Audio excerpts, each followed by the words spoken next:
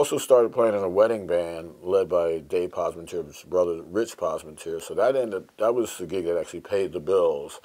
And at the time, weddings were very plentiful. I mean, we worked like maybe 80 plus dates a year, you know. So every Saturday night I was in a tuxedo playing all sorts of stuff. And then during the week I'd do these other little gigs, you know, with different people and just, you know, making the rounds. And eventually I would go down and to the Ortlieb's, and I wasn't playing yet, because like I said, I was still playing exclusively electric bass. And that's when I first heard Shirley Scott and Mickey Roker and Arthur Harper and some of those established musicians and some of the out-of-town horn players that would come in.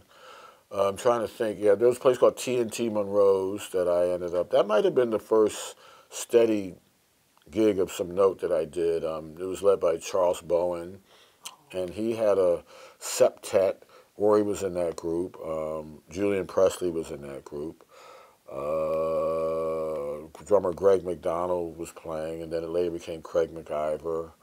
A guy named Tony Hurdle, who's now in Germany somewhere, and the trumpet player named Rocco Taraborelli.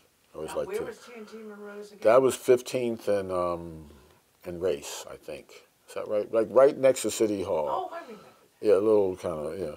And we actually had 3 nights a week there. So that was that was the first steady gig with like a sort of ensemble. And they also had, when we weren't playing, like on the weekends, they would have a house band, and Sid Simmons was in that band. Bootsy Barnes led that. Sid Simmons, Greg McDonald did that, and Charles Fambro, the late great Charles Fambro. That was the rhythm section. And they would bring guys down from New York. So I'm trying to, year-wise, we're probably talking maybe late 80s, early 90s. Guys like Billy Pierce, Joe Ford. A lot of guys that were just kind of cutting, you know, I think Wallace Roney might have been there. You know, Kenny Garrett might have played there. Do you remember who owned the place? This guy named, I think, Tommy Monroe, who I believe was a bass player. Oh. Yeah, I think so. And they had music, and that was good, just checking those guys out. Now, do you remember Jules? Yeah, oh, I'm sorry. I did play Jules a little bit, a couple times. Yeah, I played with Trudy Pitts and Mr. C. Yeah, that's right. Yeah, God, thank you. Yeah, like I said, yeah, I did that a couple of times. Remember one time Donald Byrd was the guest, and that was funny because that's the first time I played with Donald Byrd, and Trudy and Mr. C, they had their routine, and a lot of times they would kind of like have like little discrepancies like on the bandstand. So I remember we're doing something, and Mr. C would sing a lot, and they had something, they were doing something, they were just getting into it. And Mr. C was trying to end the song, and Trudy kept playing his tag and just making him work. You know, he just like had to keep going on. And at a certain point, I mean, this tag went on for about 5 minutes. And he said, oh man, she's just really getting me. And she had to, finally she took the tune out. And, you know, Donald Byrd and I think Charles Bowen was on the gig too. They were the horn players. And they're just kind of looking at this take place. But talk about mentoring. Maybe once I got to Philly, I had a lot of mentors. Okay. Trudy was a mentor.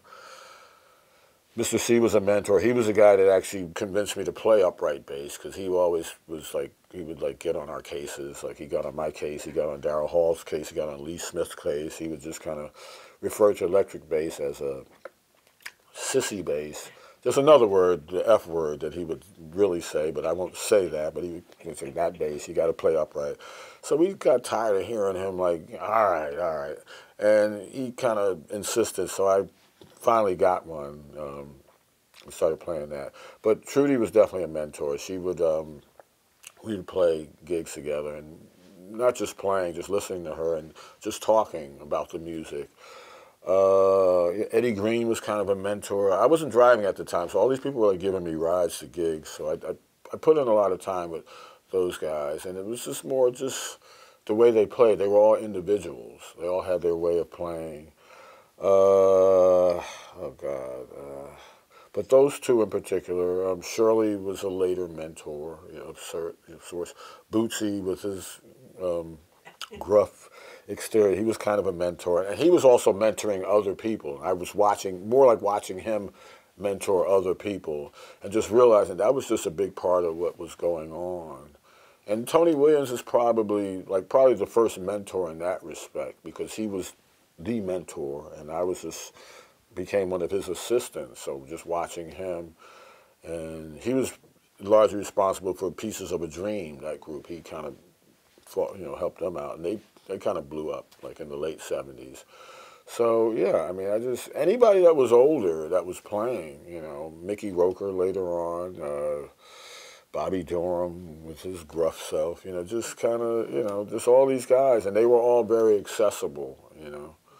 Okay, now let me ask you about one of the gigs that you're most famous for is the Ortlieb's house band. When did you start that? How'd you get it?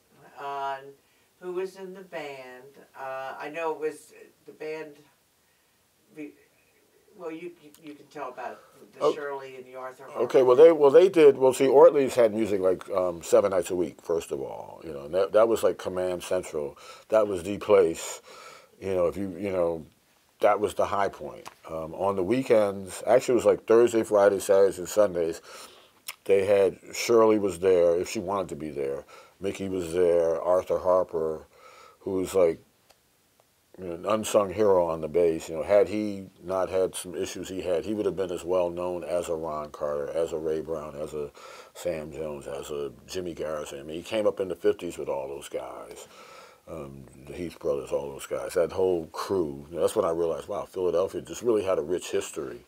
So they would play, and a lot of horn players would come and play with them, and they were known. I mean, Shirley and Mickey. I mean, they're on some legendary records. They were already established, and like I say, Arthur was right there with them. He just didn't have the notoriety, but he played with some folks too. And him and Mickey, they moved up to New York together. So guys like Eric Alexander, Joe Magnarelli, some older guys like Charles Davis, Cecil Payne. I mean, mind you, we're talking like the maybe late '80s into the early '90s. Tuesday night was the jam session, and prior to us coming in, I think he had Jim Holton on piano, Bill Zeno on bass, and Billy James on drums.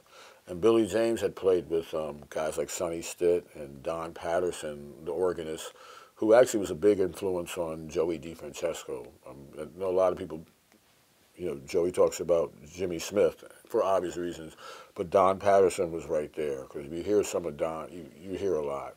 I think he's probably influenced more from Don Patterson, but certainly those guys. And Billy was his drummer. He was one of the first drummers I played with when I remember doing gigs. I remember playing with him. Him being really just a sweetheart.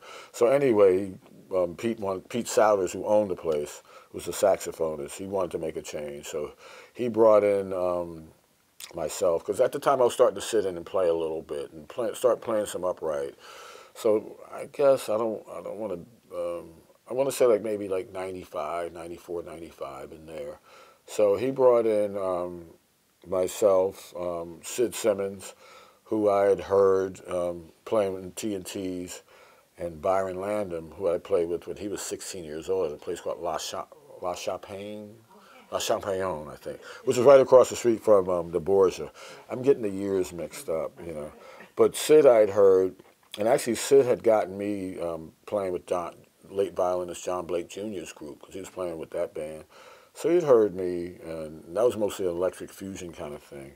So we became a unit like the mid-'90s, and we'd play every Tuesday, and Pete would play, and then people would come in, like younger people, maybe some older people. And that's where maybe that kind of on the bandstand mentoring kind of came about, because Sid was a little older than me. He was more experienced, so I was listening to him. And Byron, although he was younger, he already had the ride cymbal beat. He was already there in a lot of ways. He was also starting to tour with Joey DeFrancesco, because Joey was starting to do a lot of stuff. So playing between those two guys really just helped me just in terms of being an individual, because they had their own sound, already. Like Sid had his own touch on the piano. You could tell that he was influenced by McCoy and Herbie.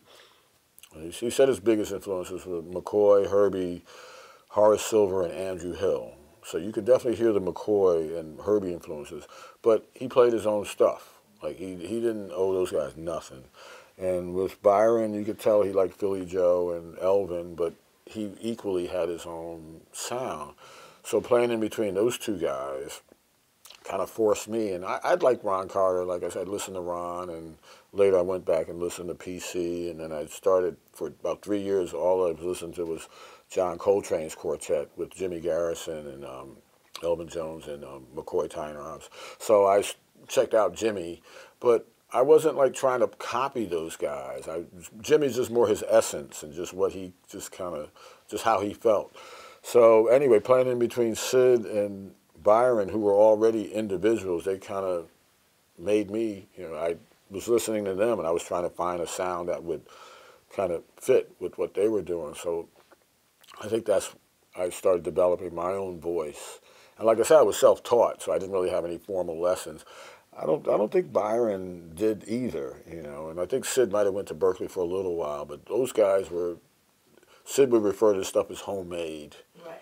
So yeah, I think, and you're saying self-taught because you went to Eastman, so. I mean, I had lessons. I had classical lessons. I mean, I studied. You're talking self-taught. So jazz-wise, in a jazz one, like I didn't have a jazz teacher. I didn't have jazz lessons. I didn't have like somebody's coming in, listen to these records, do this, work on these things.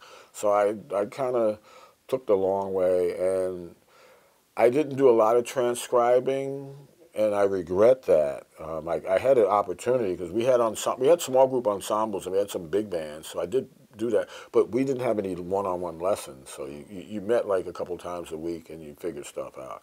Records were there, so we just did a lot of listening, for those who were playing jazz. Well, what do you think when you were playing that gig at Ortlieb's with Sid and Byron? What do you think the audience heard that made everybody love you so much and was so distinctive? I think the honesty. Sid was just, he always played, and it didn't matter who was on. Like sometimes we'd have these like horn players or singers that were very, inexperienced. Sometimes they were, but he always, the integrity. I think they heard the integrity and they heard the honesty and they heard the joy, because Sid would always play. It didn't matter who was playing up there. It could be Eric Alexander, it could be Chris Potter, it could be somebody really good, really world class, and it could be somebody really not world class. But he would always give it up. He would always play and just really try to do. And same for Byron. We always tried to swing. We always. So that feeling that we tried to generate, and I think we all knew that we were there to try to help. We were trying to translate. We didn't do a lot of talking. We didn't rehearse. We just kind of sat down and we just listened to each other.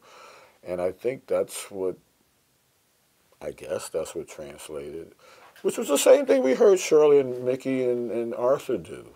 How many years were you the house band at Ortlieb? Pretty much until they, shut down. So we're talking, oh God, from '95 to maybe 2010, 2009, somewhere in there. We actually did a CD where we made some live recordings, and we had some guests come in just to document that trio, because originally it was supposed to be, I wanted Sid to do a trio record, and he didn't want to do that. He just, so we just said, well, let's just do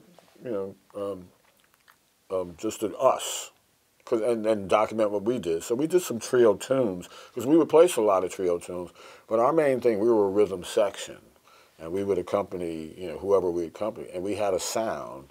And I guess it was a Philly sound, but it definitely came out of being influenced by the original trio of Shirley, Mickey, and Arthur, and just the Philly in general. I mean, there was a lot going on, a lot of individuals, a lot of people that loved this music, and also the non-musicians, that were embraced the music, that loved this music. I learned so much from non-musicians, as much from them, that were hanging out. I mean, met Lee Morgan's brother, or folks we played with, like Jimmy Oliver, who actually, had a big influence on Train. Sam, most of my playing when I would fill in for Arthur, I ended up playing a lot with Bobby Durham and Sam Dockery. Like Mickey and Shirley and Harper, they were like the main guys. And when Mickey was doing a lot of stuff, he was playing with who was he playing with? Milt Jackson, and then he ended up playing with MJQ, Modern Jazz Quartet. So those guys were in and out of town a lot. Shirley was in and out of town. Harper kind of remained, but every now and then he would do some other things. So I kind of slid in that way on the weekends. The weekends were their main thing. So I got to play, didn't play much with Shirley, not as much as I'd like to. Mainly with Sam Dockery, who's one of the early jazz messengers. He's on a record back in 1956 or something. And he also was from a musical family. His brother, Doc Dockery, was a drummer, and his other brother, Wayne Dockery, was a bass player then. Bass player. I played with a lot of people and ended up moving to Paris like years ago, like right when I first got to Philly. So a lot of my time with those guys was with Bobby Durham, and Bobby had played with Ella, Oscar Peter. He played with everybody, and he was still going on the road. So